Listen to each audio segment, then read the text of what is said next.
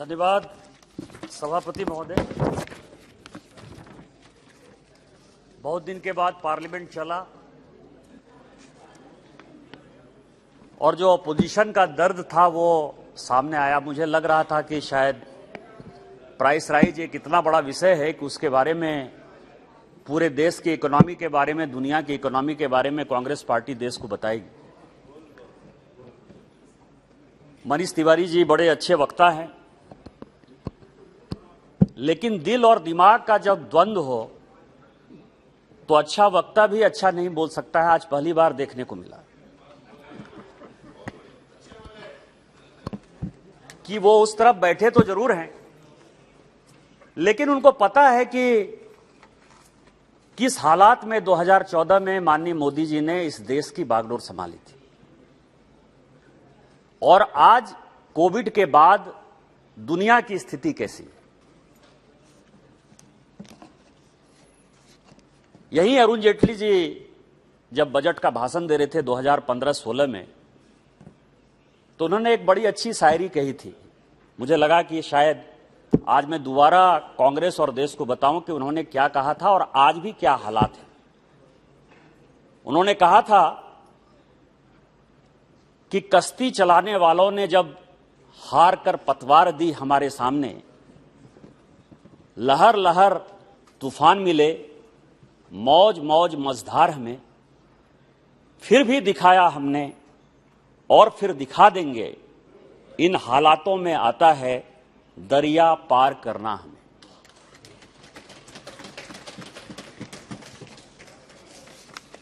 कल मैं अपने क्षेत्र में था सभापति महोदय, और जब मैं साथ आ रहा था तो मेरे साथ संयोग से 2-3 बहुत वरिष्ठ पत्रकार थे जो बहुत न्यूट्रल हैं, वो हमारी आइडियोलॉजी के नहीं हैं। तो मैंने कल उनको कहा कि शायद लगता है कि पार्लियामेंट कल चलेगा, प्राइस राइज पर चर्चा है। तो उन्होंने मुझे कहा कि ये प्राइस राइज की चर्चा नहीं है, ये बेटे को राइज कराने का चक्कर है।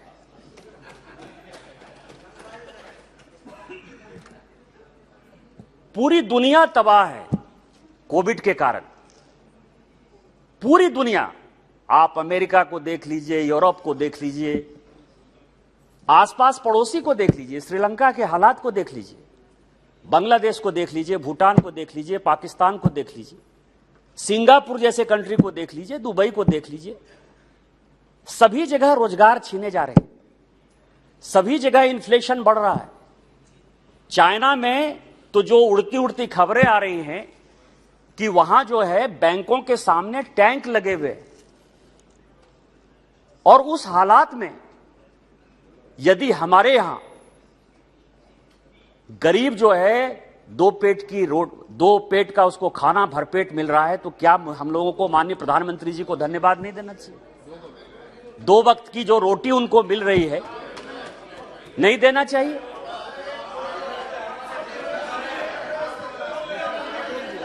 इसी पार्लियामेंट में सभापति महोदय, हम और आप तो सांसद थे। प्रत्येक सेशन में हम लोग किसानों की आत्महत्या का मुद्दा उठाते थे कि नहीं उठाते थे? आज पिछले 8 साल में एक भी चर्चा अपोजिशन ने किसानों की आत्महत्या का किया है? यदि नहीं किया है तो इसका मतलब कि किसान आत्महत्या नहीं कर रहे हैं। हमने किसानों को इतनी ताकत दी है कि आज किसान लड़ाई कर रहा है। और किसान की क्या स्थिति है कि किसान जो है साल भर तक, आज किसान साल भर तक, वही मोदी जी की सरकार थी, वही पैसा था, इस तरह से हमने किसानों को मजबूत किया कि साल भर तक वो आंदोलन करता रहा, लेकिन कोई किसी किसान ने आत्महत्या नहीं की। हमने उसको इतनी ताकत दी कि वो सरकार के खिलाफ भी 2-2 हाथ करने को तैयार है। आपके यहां तो वो भीख मांग रहा था, आप तो उसको रोटी तक नहीं दे पा रहे थे, आप कर्जा नहीं लौटवा पा रहे थे, और यही कारण है कि किसान आत्महत्या कर रहे थे। क्या उसके लिए हम लोगों को धन्यवाद नहीं देना चाहिए? एकदम देना चाहिए। अभी बात हुई गैस सिलेंडर की, बात हुई। जुबेर साहब हैं सर, अल्ट न्यूज के, पकड़ाए हैं। कांग्रेस वाले उनको बहुत मदद करते हैं कि बड़े फैक्ट चेकर है। ये जो हम लोग ट्विटर और फेसबुक और ये सब चलाते हैं ना सर, उसके वो फैक्ट चेकर है। और मैंने देखा ये प्ले कार्ड 10 साल, तो आपको पता है स्पीकर साहब कि 2004 से लेकर 2014 तक भारतीय जनता पार्टी 139 सांसद थे और केवल कांग्रेस के 141 सांसद थे। हम 2009 में 120 सांसद थे, लेकिन कभी भी हमने जो है वो कार्ड नहीं लाया स्पीकर के सामने, जो है कभी चेयर की बदनामी नहीं की, कभी उनके इज्जत के साथ हमने खिलवाड़ करने की कोशिश नहीं की। लेकिन आप करते रहे, हम हमेशा वेल में आते रहे। मैं ये नहीं कहता कि वेल में नहीं आए, लेकिन हम कभी भी प्ले कार्ड लेकर नहीं आते थे। लेकिन आज मैं उसी फैक्ट चेकर मुझे यह लगा सर कि यदि मैं कोई बात कहूंगा, यदि मैं कोई बात कहूंगा, सुनिए आप बैठ जाइए। स्पीकर सर, ये जो सरकार थी ना सर, ये सरकार कमेटी, और हमारे यहां एक कहावत है कि ज्यादा जोगी मठ उजाड़। मनमोहन सिंह जी प्रधानमंत्री जी थे सर, चिदंबरम साहब थे, बड़े इकोनॉमिस्ट थे, राष्ट्रपति महोदय हो गए, लेकिन तत्कालीन जो वित्त मंत्री थे प्रणब बाबू 1980 में ही वित्त मंत्री थे। रंगराजन उनके एडवाइजर थे, मोन्टेक सिंह अहलूवालिया उनके एडवाइजर थे, रघुराम राजन साहब आ गए सर, कौशिक बसु साहब आ गए। इतने इकोनॉमिस्ट थे कि आप बात मतलब करिए और लगेगा कि बस तुरंत 2 मिनट में जो है सब खत्म हो जाएगा। और इसके बाद कमेटी पर कमेटी सर, इनको कैसे एलपीजी की प्राइस, डीजल की प्राइस, पेट्रोल की प्राइस ठीक करनी है, कैसे एपीएम के दायरे से जो है मार्केट में ले जाना है। इन्होंने 2006 में एक रंगराजन कमेटी बना दी, उससे इनका कोई वास्ता नहीं हुआ, उनको लगा कि इससे कोई फायदा नहीं है। तो 2010 में सर इन्होंने एक पारिक कमेटी बना दी, 2011 में इन्होंने नंदन नीलकेनी की कमेटी बना दी, और 2012 में केलकर की कमेटी। आप समझ सकते हैं कि कांग्रेस किस तरह से जनता के साथ, हमारे प्रधानमंत्री जी हमेशा बोलते रहते हैं सर कि कांग्रेस एक ऐसी पार्टी थी कि 1952 में उसने शिलान्यास किया, 1957 में कहा कि इसका लैंड एक्विजिशन हो रहा है, 1962 में यह कहा कि अब इसमें हमने पैसा दे दिया है, 1967 में उन्होंने कहा कि अब यह रेल पटरी बिछाना स्टार्ट कर दिए, और 1980 में जाके एक एक प्रोजेक्ट किस तरह से 30-30, 40-40 साल में इस देश में बने, उसका यह उदाहरण है ये एलपीजी, पेट्रोल और डीजल का जो है प्राइसिंग है सर। तो मैं वही कह रहा था कि मुझे यह लगा कि यदि मैं ये बातें कहूंगा तो शायद मेरी बातों को ये लोग उतना गंभीरता से नहीं लेंगे, क्योंकि ये बड़े समाजवादी हैं, सोशलिस्ट हैं दुनिया में, जो भारतीय जनता पार्टी को, क्योंकि ये लोग सब मोदी फोबिया से ग्रसित हैं सर। कुछ भी होगा, ये मोदी ने कर दिया, ये मोदी को करना चाहिए था, ऐसे करना चाहिए था, वैसे करना चाहिए था। तो मोदी जी के प्रति इन लोगों की इतनी एलर्जी है कि अच्छी बात भी सुनने को तैयार नहीं है। तो मैं अल्ट न्यूज के जो है जुबेर को लेकर आया, उसने बताया सर, उसने लिखा है कि 2011 में जुलाई में 710 रुपया नॉन सब्सिडी के सिलेंडर की कीमत थी, और जो सब्सिडी हम दे रहे थे वो 400 रुपया दे रहे थे। इसका मतलब यह था कि 2011 में भी सिलेंडर की कीमत लगभग 1110 रुपये थी। ये मैं प्लेस कर दूंगा, मैं ऑन रिकॉर्ड प्लेस कर दूंगा। 2012 में जो सिलेंडर की कीमत थी सर, वो से बोलते थे तब तुमने सुना है, आप उनको सुनना पड़ेगा। और उसमें जो सब्सिडी भारत सरकार दे रही थी वो 410 रुपया दे रही थी। कितना हो गया जोड़ के बता दीजिए मुझे, मैं तो गांव का आदमी हूं, मुझे बहुत जोड़ नहीं आती, लेकिन आप जरा जोड़ के बता दीजिए। 2013 में 1021 था नॉन सब्सिडी, और उसमें सब्सिडी हम दे रहे थे 410 रुपए का, और 2014 में 1241 था और उसमें 414। ये जनवरी 1, 2014 की बात है। इसके आगे जब हमारी सरकार आई तो सिलेंडर की कीमत 606 रुपये थी सर। आज आप जो है सिलेंडर की बात कर रहे हैं। मैंने पिछली बार कहा कि क्या करें, आप कहिएगा कि हमारी 8 साल से आप सरकार चला रहे हो, 8 साल से सरकार चला रहे हो। मैंने पिछली बार बताया था सर कि इन्होंने केवल जनता को मूर्ख बनाने के लिए, केवल वोट बैंक की राजनीति के लिए 2009 से लेकर 2014 तक ऑयल बॉन्ड जारी किया, जिससे कि ये जो हमेशा दावा करते हैं सर कि हमने पेट्रोल का प्राइस, हमने डीजल का प्राइस सब कम कर दिया। इन्होंने ऑयल बॉन्ड जारी किए और मैंने उस दिन भी कहा कि आपकी सरकार कैसी कॉर्पोरेट सरकार है। मैं सारे डिबेट लेकर आया हूं और मैं आज पूरा बहस करना चाहता हूं। मैंने ऐसे डांगे का बजट मैं भाषण लेकर आया हूं, मीनू मसानी जी का भाषण लेकर आया हूं, मैं नाथ पई का भाषण लेकर आया हूं।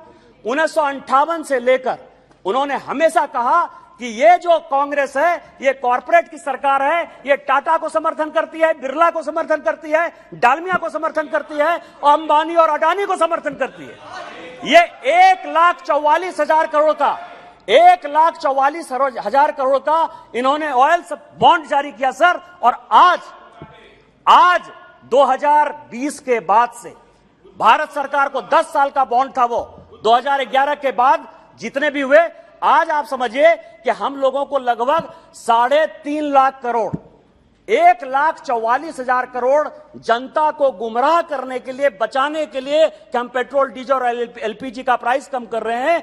आज 3.5 लाख करोड़ भारत सरकार को लौटाना पड़ रहा है, क्योंकि सरकार कंटिन्यूटी है। और वो सभी बड़े कॉर्पोरेट हैं जिन्होंने ऑयल बॉन्ड लिया है, वो सारे बड़े कॉर्पोरेट हैं। और मैं कांग्रेस के सभी मित्रों को चैलेंज करना चाहता हूं कि वो अपने, मनमोहन सिंह जी हैं, सोनिया जी यूपीए की चेयरमैन है, उनसे पूछें कि किस अमीर को आपने फायदा पहुंचाने के लिए देश के लोगों को इस तरह से गुमराह किया, देश के लोगों के साथ धोखा किया। प्रत्येक साल भारत सरकार को 20 से 25,000 करोड़ रुपया लौटाना पड़ रहा है। सर, फूड प्राइस की बात हो रही है। अच्छा है, एक तरफ ये लोग कहते हैं कि किसानों की आय दुगनी होनी चाहिए, जिसके लिए अभी एमएसपी की कमेटी बनी है। सर, हमारी सरकार ने एमएसपी की कमेटी बनाई है और हमारी सरकार कमिटेड है कि हम आपको जो एमएसपी है वो दुगुना, कैसे आपकी आय दुगुनी होगी, उसके लिए लगातार प्रयास हो रहा है। लेकिन कोविड के बाद पूरी दुनिया के क्या हालात है सर? पूरी दुनिया का हालात यह है, आप ये समझे सर, कि आज वर्ल्ड बैंक पूरा का पूरा, मतलब किस तरह से पूरी दुनिया के हालात हैं, मैं आपको बता रहा हूं सर, कि जो इनकी स्थिति थी, जो प्लानिंग प्रोसेस था इनका सर, 1950 से, जीडीपी की बात कर रहे थे मनीष तिवारी जी, 1950 से लेके 1990 तक हमारी जीडीपी, कांग्रेस ही मैक्सिमम सरकार में रही ना 1950 से लेकर 1990 तक, कि नहीं कोई दूसरी पार्टी रही। केवल 2 साल 2.5 साल छोड़ दीजिए, वो भी मोरारजी भाई को छोड़कर, उसके अलावा तो कोई और हमारी तरफ से कोई प्रधानमंत्री नहीं हुआ, हमने कोई शासन नहीं चलाया। जीडीपी 3.5%, मैक्सिमम 4% तक गया सर। और आप ये समझें कि उस समय भी जो सहारा जैसी कंट्री थी, जो छोटी छोटी कंट्री थी सर, उसका जीडीपी ग्रोथ 5.5% था। वहां से मुकाबला करके जब हम आए, आज कोविड के बाद दुनिया में प्राइस जो है, प्राइस की तो बात छोड़िए, प्राइस इन्फ्लेशन जो बढ़ रहा है उसके बारे में तो मैं बताऊंगा, लेकिन व्हीट का प्रोडक्शन 1% घट गया पूरी दुनिया में। यह सदन को और पूरे देश को जानने की आवश्यकता है कि क्यों प्राइस बढ़ रहा है। 1% प्रोडक्शन व्हीट का कम हो गया, 0.5% जो है पूरे दुनिया का राइस का प्रोडक्शन कम हो गया, शुगर का प्रोडक्शन कम हो गया। आज यूक्रेन वार के कारण, यूक्रेन और रसिया वार के कारण, आपको आश्चर्य होगा स्पीकर महोदय कि यूक्रेन और रसिया इस दुनिया का 1/3 जो गेहूं है वो सप्लाई करता है। 75% जो सनफ्लावर ऑयल है वो यूक्रेन और रसिया सप्लाई करता है। क्या हमने यूक्रेन वार ला दिया? क्या हमने पूरी दुनिया के किसानों को कहा कि आप प्रोडक्शन कम करो? उसके बावजूद भी हमारे प्रधानमंत्री यदि 80 करोड़ गरीबों को फ्री का खाना दे रहे हैं, फ्री फंड का खाना दे रहे हैं, तो क्या हम बधाई के पात्र नहीं है? क्या हमको प्रधानमंत्री जी को बधाई नहीं देना चाहिए?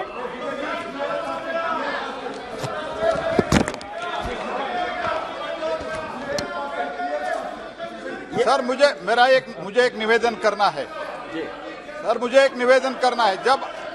जब मनीष जी बोल रहे थे, हम सुने हैं सब, rapt attention, honorable FM has also listened to him, and when everybody should speak with all seriousness. Why cross talk? Let us, no need, you can reply whenever whenever your turn comes, no, hello no, देखो sir, अगर serious जब आपके वक्ता बोल रहे थे मनीष तिवारी जी, एक भी टोका टोकी नहीं हुए। आप तो नेता हो, आप बैठ जाइए। अधीर रंजन जी, आप बैठ जाइए।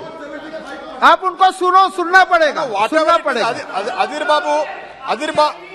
सुनना पड़ेगा, आपको सुनना पड़ेगा। बैठो, आपका जब बारी आएगा तब आप बोलना, आपका बारी आए तब बोलना। बैठ जाइए। निशिकांत जी बोले। यदि फंड पर आपत्ति है सर, फ्री में हम दे रहे हैं, मतलब आप समझिए कि हम उनको सहायता देने की कोशिश कर रहे हैं, ये सब तो अच्छा है। पूरी दुनिया में कोविड के बाद के जो हालात हैं और हमारे जो हालात हैं, ये सदन को जानने की आवश्यकता है। ये वर्ल्ड बैंक की रिपोर्ट है सर, और मैं लेकर आया। आप ये देखें कि वर्ल्ड बैंक ने फूड सिक्योरिटी के लिए इजिप्ट जैसे कंट्री को, इजिप्ट बड़ा कंट्री है सर, उसको 500 मिलियन इमरजेंसी फंड दिया है, $500 मिलियन का इमरजेंसी फंड दिया है। ट्यूनीशिया को वर्ल्ड बैंक ने 130 मिलियन का फंड दिया है, सपोर्ट फंड दिया है सर। 2.3 बिलियन उसने सदर्न अफ्रीका को दिया है। बांग्लादेश जैसे कंट्री को 87.8 मिलियन दिया है, ये सब फूड सिक्योरिटी के लिए दिया है। भूटान को उसने जो है 0.5 बिलियन दिया है सर, मतलब उसको सपोर्ट करने के लिए। चाड जैसी छोटी कंट्री को उसने 30 मिलियन दिया है। ग्वाटेमाला को उसने 40 मिलियन दिया है। और आप ये समझिए कि पूरी दुनिया को, रवांडा को, मतलब मैं पूरा पढ़ सकता हूं, रवांडा को कितना दिया, सेनेगल को कितना दिया, बांग्लादेश को कितना दिया। लेकिन भारत एक ऐसा देश है सर, मोदी जी के नेतृत्व में, कि आज की डेट में हम एक्सपोर्ट कर रहे हैं। हम चावल दुनिया को दे रहे हैं, गेहूं दुनिया को दे रहे हैं, शुगर दुनिया को दे रहे हैं, और यदि किस्मत ने साथ दिया तो हम ऑयल भी अब कुछ दिन के बाद दुनिया को देंगे। इस तरह की पॉलिसी हमारी सर। और जनता को, आप प्राइस राइज की बात कर रहे हो, फूड की बात कर रहे हो। मैं अभी देख रहा था कि मार्च 2022 में जो है टमाटर का दाम कितना था, आलू का दाम कितना था, और आज जुलाई में टमाटर और आलू का दाम कितना है। यदि आप लोग मार्केट जा रहे होंगे तो आपको लगेगा कि मार्च में जितना दाम था उससे कम दाम जो है टमाटर का, आलू का, प्याज का आज है। क्या हमको सरकार को बधाई नहीं देना चाहिए? और आप जो है फूड सब्सिडी की बात कर रहे हो।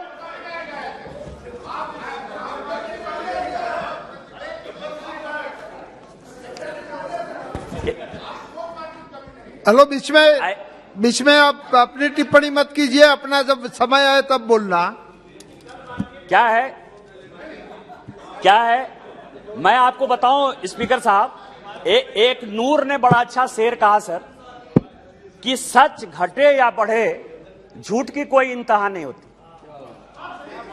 सच यदि कम बोलिए तो भी वो झूठ हो जाता है, और यदि सच ज्यादा बढ़ाकर बोलिए तो भी वो सच नहीं रहता है सर। लेकिन झूठ तो जितनी मर्जी उतनी बोलते रहिए। कांग्रेस का तो यही इतिहास है सर, कोई किसी चीज पर वो बहस ही नहीं करना चाहते सर। आज श्रीलंका के बारे में अभी जयशंकर जी उस दिन बहस कर रहे थे, श्रीलंका के इकोनॉमी के बारे में बता रहे थे, लेकिन किसी ने जो है कहा कि उनको श्रीलंका के बारे में बताना चाहिए था, वो फ्रीबीज के बारे में बताने लगे। मनीष तिवारी जी जिन्होंने अपना भाषण शुरू किया सर, आज पंजाब के क्या हालात थे। बैंक जो है उसको पैसा देने को तैयार नहीं है, कहां से पैसा आएगा। FRBM एक्ट का जो है इन लोगों ने बाजा बजा दिया है, चाहे वो पंजाब हो, चाहे वो राजस्थान हो, चाहे वो बंगाल हो,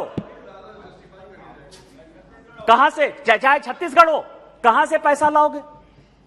कर्जा आप लो और इसके बाद आप कहो कि मोदी जी के कारण बढ़ रहा है, मोदी जी के कारण बढ़ रहा है। आज जो है कई एक जो अपोजिशन रूल्ड स्टेट हैं, चाहे वो तेलंगाना हो, चाहे वो पंजाब हो, चाहे वो छत्तीसगढ़ हो, चाहे वेस्ट बंगाल हो, आज रिजर्व बैंक ऑफ इंडिया उनको पैसा देने को तैयार नहीं है। और ये आज सारे सदन को, पूरे देश को ये देखने की आवश्यकता है, क्योंकि जो LPG सिलेंडर की बात यदि हम करते हैं तो माननीय प्रधानमंत्री जी ने कहा कि हम जो है अपनी सब्सिडी छोड़ें। देश के सारे लोगों ने सब्सिडी छोड़ दिया। आज 9 करोड़ लोगों को उज्ज्वला योजना से हम लोगों ने फायदा पहुंचाया, और प्रत्येक साल वो 3 सिलेंडर ले रहे हैं, कोई सिलेंडर खाली नहीं है, वो भी आंकड़े हमारे पास हैं। फ्री बीज के बाद इस देश की क्या इकोनॉमी होनी है, यह सोचने का सवाल है कि केवल वोट जीतते रहोगे, 5 साल के लिए शासन करोगे, कि अपने फ्यूचर के लिए, अपने बच्चों के लिए कोई स्थिति छोड़कर जाओगे। क्या आज सोचने का सवाल नहीं है। क्या हम सरकार नहीं चला रहे हैं? बिहार में हमारी सरकार है, हम नहीं चला रहे हैं? क्या असम में हमारी सरकार है, हम नहीं चला रहे हैं? क्या राजस्थान में हम सरकार नहीं चला रहे थे? मध्य प्रदेश में सरकार नहीं चला रहे हैं? क्या हमको वोट नहीं चाहिए? हम फ्रीबीज की बात नहीं करते। फ्रीबीज की बात इसीलिए नहीं करते कि हम हमेशा सोचते हैं, भारतीय जनता पार्टी हमेशा सोचती है ये देश हमारा है, एक चुनाव हारने और जीतने से कोई फर्क नहीं पड़ता है। और यही कारण है कि इन्फ्लेशन बढ़ता है, यही कारण है बैंकों की स्थिति खराब होती है, यही कारण है कि जब आप गए थे तो आपने पूरे के पूरे बैंक को एनपीए कर दिया था। आप केवल फोन पर जो है फोन बैंकिंग के आधार पर लोगों को कर्ज दिया करते थे। आपने बैंकों की स्थिति खराब कर दी, आपने इकोनॉमी की स्थिति खराब कर दी। आप 3% जीडीपी पे हमको छोड़कर गए और आज आप हमसे जो है हिसाब मांगने की बात कर रहे हो, ब्लैक मनी की बात करते हो, ब्लैक मनी की बात करते हो। मेरा बहुत अच्छा टॉपिक है सर, ब्लैक मनी। मैं आपको बताऊं कि अभी बंगाल में 55 करोड़ रुपया पार्थो के यहां पकड़ाया सर। वो कह रहे हैं कि मेरा नहीं है, मैं आप ही की बात कर रहा हूं। 55 करोड़ रुपया कहीं किसी के घर में पकड़ा गया सर, पार्थो या उनके दोस्त के घर में। वो कह रहे हैं मेरा पैसा नहीं है। अभी मेरा एमएलए सर, हमारा एमएलए झारखंड का एमएलए सर पकड़ा गया कैश लेके बंगाल में। वो कहता है मेरा पैसा नहीं है। झारखंड में सर मुख्यमंत्री के सचिव माइनिंग सेक्रेटरी के यहां रेड हो गया, 20 करोड़ रुपया उसके यहां पकड़ा गया। वो कहती है मेरा पैसा नहीं है। उसके विधायक प्रतिनिधि के यहां जो है पैसा पकड़ा गया 20 करोड़, वो कहता है मेरा पैसा नहीं है सर। इसी पार्लियामेंट में कांग्रेस का इतिहास क्या रहा है सर? वो ब्लैक मनी की बात करते हैं क्योंकि ब्लैक मनी सबसे ज्यादा उनके पास है। सरकार बचाने के लिए इसी पार्लियामेंट में नरसिम्हा राव की सरकार में हमारे ही झारखंड के शिबू सोरेन जी, सूरज मंडल जी, शैलेंद्र महतो जी, साइमन मरांडी जी, सबको जो है पैसा दिया गया और सबके पैसे बैंक अकाउंट में पकड़े गए। ब्लैक मनी आप करो। इसी 2008 में अडवाणी जी इसी सेशन में, इसी सदन में आए सर पैसा लेके कि आप हमारे एमपी को खरीद रहे हो, पैसे से खरीद रहे हो। पैसा जमा करो आप, होर्डिंग करो आप। बोफोर्स का पैसा कोतरोची लेके भाग जाए आपके समय में, कमीशन करो आप, मुंद्रा कांड करो आप, और पैसा किससे? ब्लैक मनी का हिसाब मांगो हमसे। सुखराम आपके मंत्री थे, उनके घर में 3 करोड़ रुपया पकड़ा गया। इतना कैश यदि कांग्रेस के नेताओं के पास और उनके यूपीए के पास रहता है, किस मुंह से ब्लैक मनी की बात करते हो? किस मुंह से ब्लैक मनी लाने की बात करते हो? स्विट्जरलैंड के साथ एग्रीमेंट साइन करो आप, स्विट्जरलैंड के साथ 2011 में एग्रीमेंट साइन करो आप और कहो कि 2016 से आप समझ में आएगा। इसके बाद आप ब्लैक मनी की बात करते हो। आप फिस्कल डेफिसिट की बात करते हो। फिस्कल डेफिसिट क्या है?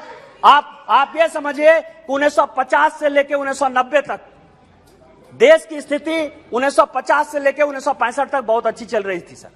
65 के समय जीडीपी का केवल 4% हम बाहर से कर्ज ले रहे थे। 65 के बाद इस कांग्रेस ने उसकी पूरी दिशा और दशा बदल दी सर। और इसके बाद ये कर्ज जो बाहर से जो कर्जा है, आज जो कहते हैं कि कैश टू जीडीपी रेशियो क्या हो गया, कर्ज का रेशियो जो है हमारे जीडीपी के साथ कैसे हो गया, पॉलिसी किसने बदली? आपको जो है केवल जनता को गुमराह करने के लिए और टैक्स का जो परसेंटेज 72-73% करने के लिए 65 के बाद कांग्रेस ने 10%, 15%, 20% ऐसा सिचुएशन हो गया सर कि पूरा का पूरा उन्होंने हमारी जो आने वाली पीढ़ी थी, हमारे जैसे जो युवा आने वाले थे, बच्चे पैदा होने वाले थे सर, उसके ऊपर कैसे कर्ज बढ़े 1965 से लेकर 1990 तक। और मैं यहां वित्त मंत्री जी बैठी हुई हैं, मैं भारत सरकार से आग्रह करूंगा कि पूरे देश को, क्योंकि याददाश्त इस देश की बहुत कम रहती है, मैं उनसे आग्रह करूंगा कि आप एक व्हाइट पेपर जारी कीजिए कि जीडीपी मतलब किस तरह से इन्होंने कर्ज लेने का काम चालू किया और उसके कारण हमारी पीढ़ी को आज कितने घाटे में जाना पड़ रहा है। यदि हम 5 ट्रिलियन और 10 ट्रिलियन की इकोनॉमी होना जा रहे हैं तो उसमें किस तरह का दिक्कत है। और फिस्कल डेफिसिट में किस तरह से एफआरबीएम एक्ट अटल जी लेकर आए, लेकिन उसके पहले जो फिस्कल डेफिसिट थी और जिसके कारण हम जब नोट छाप रहे थे बिना कोलेटरल के, उसके कारण भारत को कितना नुकसान हुआ, ये देश के सामने जो है माननीय वित्त मंत्री से आग्रह करूंगा कि वो लेकर आए। मैं केवल अंत में खत्म करते हुए यही कहूंगा सर कि इन लोगों को ना आइडियोलॉजिकल कमिटमेंट है ना जनता से मतलब। यहां कांग्रेस बैठी हुई है सर, कांग्रेस ने शिवसेना के साथ सरकार बनाई सर महाराष्ट्र में। जब बाबरी मस्जिद टूटा 1992 में, तो उस वक्त के जो बाला साहब ठाकरे जो शिवसेना के प्रमुख थे, हमारे आदरणीय हैं, उन्होंने खुलेआम कहा, किसी पॉलिटिकल पार्टी ने नहीं कहा कि हमने बाबरी मस्जिद तोड़ दिया। मैं उस पर भी आऊंगा। पीडीपी पर सरकार इसीलिए बनाई क्योंकि उसने यासीन मलिक को जो है हमारा ये फायदा हो गया कि जिस आतंकवादी के साथ आपके प्रधानमंत्री ने फोटो खिंचाया, उसी आतंकवादी को उसने कहा, रुबैया सईद ने, कि मेरा अपहरण इसी आदमी ने किया था। आप अपने प्रधानमंत्री और कांग्रेस पार्टी से पूछो। मैं आपको यह बता रहा हूं, बाला साहब ठाकरे साहब ने एकमात्र पॉलिटिकल पार्टी थी जिसने कहा कि बाबरी मस्जिद जो है हमने तोड़ा। आपका सेकुलरिज्म खत्म, आपकी इकोनॉमी खत्म, आपने देश को बर्बाद करने का ठेका ले लिया। और इसीलिए मैंने जो आपको कहा कि ये प्राइस राइज नहीं है, ये बेटे को बढ़ाने का चक्कर है। मोदी फोबिया से आप ऊपर उठिए, देश के बारे में सोचिए। और कबीर का जो एक दोहा है कि धीरे धीरे रे मना, धीरे सब कोई होए, आप उसका इंतजार करिए।